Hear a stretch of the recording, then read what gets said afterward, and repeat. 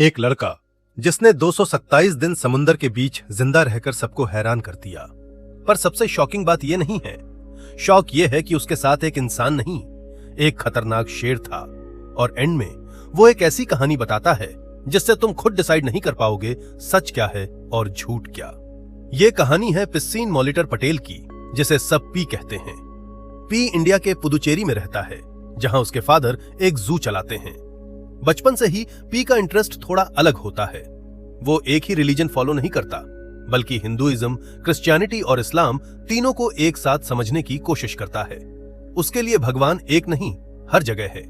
एक दिन उसके फादर उसे एक इंपॉर्टेंट लेसन देते हैं। वो उसे एक टाइगर के पास ले जाते हैं और दिखाते हैं कि टाइगर कितना डेंजरस होता है। एनिमल्स को कभी इंसान समझने की गलती मत करना। ये लाइन पी की लाइफ का सबसे बड़ा लेसन बन जाता है। कुछ सालों बाद पी के फादर डिसाइड करते हैं कि वो फैमिली के साथ कनाडा शिफ्ट होंगे। वो अपने जू के एनिमल्स को भी शिप के थ्रू ले जा रहे होते हैं ताकि वहां उन्हें बेचा जा सके। सब कुछ नॉर्मल लग रहा होता है, एक न्यू बिगिनिंग, एक न्यू लाइफ। पर पी को बिल्कुल आइडिया नहीं होता कि ये जर्नी उसकी जिंदगी को हमेशा के लिए बदल देगी।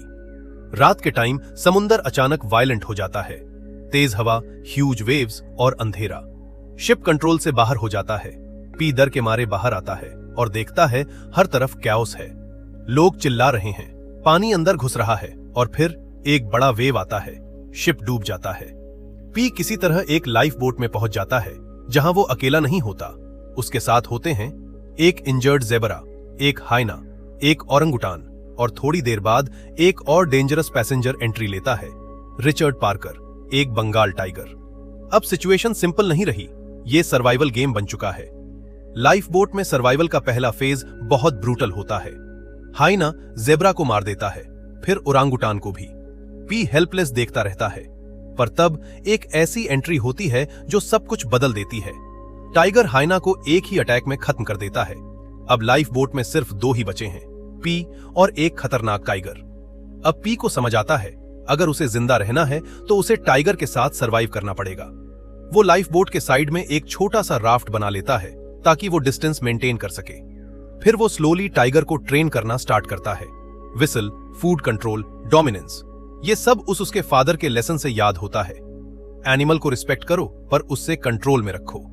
दिन बीतने लगते हैं, कभी भूख, कभी प्यास, कभी स्टॉर्म्स। कभी होप मिलती है, कभी लगता है सब खत्म हो गया। पी फिश पकड़ना सीख जाता है, रेन वाटर कलेक्ट करता है और धीरे धीरे टाइगर और पी के बीच एक अजीब सा कनेक्शन बन जाता है। दुश्मनी नहीं, पर दोस्ती भी नहीं, सिर्फ सर्वाइवल का एक साइलेंट अग्रीमेंट। एक दिन एक ह्यूज स्टॉर्म आता है। लाइफ बोट ऑलमोस्ट टूटने वाली होती है। पी भगवान से प्रे करता है, चिल्लाता है, रोता है, पर फिर भी वो सरवाइव कर जाता है। एक और दिन वो ऑलमोस्ट ब्लाइंड हो जाता है डिहाइड्रेशन से और एक और कास्टअवे से मिलता है, पर वो भी सरवाइव नहीं कर पाता।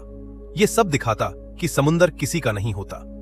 काफी टाइम बाद पी और टाइगर एक अजीब आइलैंड पे पहुंचते हैं। शुरू में वो पैराडाइज लगता है, green trees, fresh water, food, पर धीरे धीरे पी को कुछ अजीब लगता है। रात में वो आइलैंड एसिडिक बन जाता है और जो फिश या एनिमल्स होते हैं वो डिसॉल्व होने लगते हैं। ये आइलैंड एक्चुअली डेंजरस है। पी समझ जाता है अगर वो यहां रुक गया तो मर जाएगा, इसलिए वो फिर से समुंदर में लौटने का डिसीजन लेता है। फाइनली 227 दिन बाद पी का लाइफ बोट मेक्सिको के कोस्ट पे पहुंच जाता है। वो वीक होता है, ऑलमोस्ट डेड।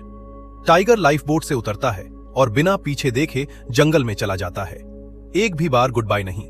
ये मोमेंट पी को तोड़ देता है, क्योंकि वो टाइगर उसका एनिमी नहीं, उसका कंपेनियन बन चुका था।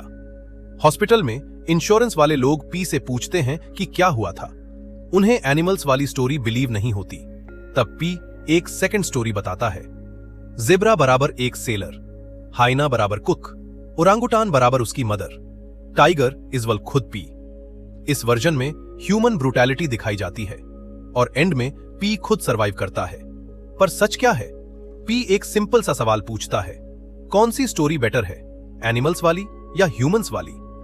इंश्योरेंस वाले कहते हैं एनिमल्स वाली और पी कहता है सेम विद गॉड। तो शायद सच इतना इंपॉर्टेंट नहीं होता जितना इंपॉर्टेंट होता है वो कहानी जो हम बिलीव करना चाहते हैं।